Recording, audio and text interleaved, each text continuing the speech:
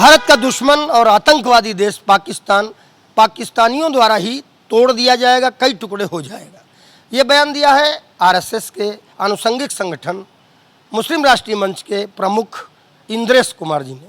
जी हाँ, उत्तर प्रदेश के सोनभद्र में एक प्रेस वार्ता में उन्होंने कहा कि जिस तरह पाकिस्तान में बलूच, सिंध और खैबर पख्तूनवा के लोग लगातार पाकिस्तान से आज़ादी की मांग कर रहे हैं, लगातार आंदोलनरत हैं, उससे साबित होता है कि आतंकवादियों को पनाह देने वाला, दहशतगर्दों के शरणस्थली बना पाकिस्तान बहुत जल्द टुकड़े टुकड़े हो जाएगा।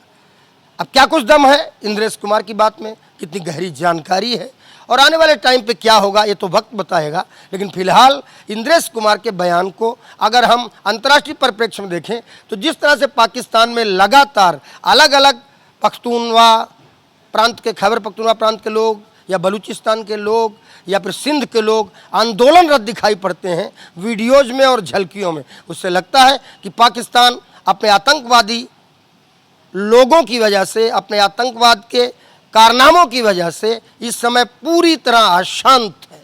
वीडियो जर्नलिस्ट रोहित के साथ यूपी की बतियां के लिए अमरेंद्र प्रताप सिंह, लखनऊ से। ऐसा है, हर एक देश की अपनी अपनी नीति होती है, अपनी अपनी जरूरत होती है। पहलगांव के बाद ऑपरेशन सिंदूर चलाकर भारत सरकार ने 9 डिफेंस एयरबेस पाकिस्तान के नष्ट किए हैं।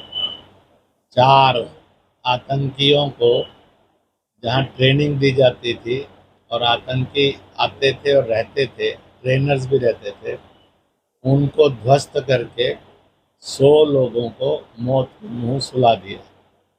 इसी प्रकार से भारतीय सेनाओं ने उन ठिकानों पर भी हमले किए जहां ऐसे सैनिक रहते थे जो आतंकवाद को प्रश्रय भी देते थे और आतंकवाद के जनाजों में भी सम्मिलित होते थे।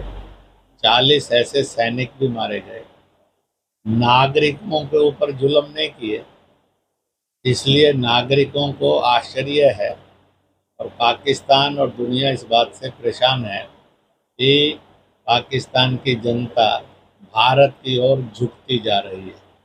इसी के साथ साथ भारतीय सैनिकों ने जो टर्की के ड्रोन थे उनको जैसे आतिशबाजी चलाई जाती है, इस प्रकार से आतिशबाजी के रूप में उनको बर्बाद करके ये बता दिया कि दुनिया की सब ताकतें ध्यान से सुन ले, पाकिस्तान का हर चप्पा चप्पा भारतीय सेनाओं के टारगेट पर था, है।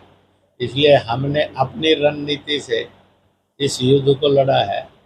हर एक अपनी अपनी रणनीति से लड़ेगा, पर भारत ने साफ कहा है पीओके खाली करो, आतंक को समर्थन देना पालना ये बंद करो।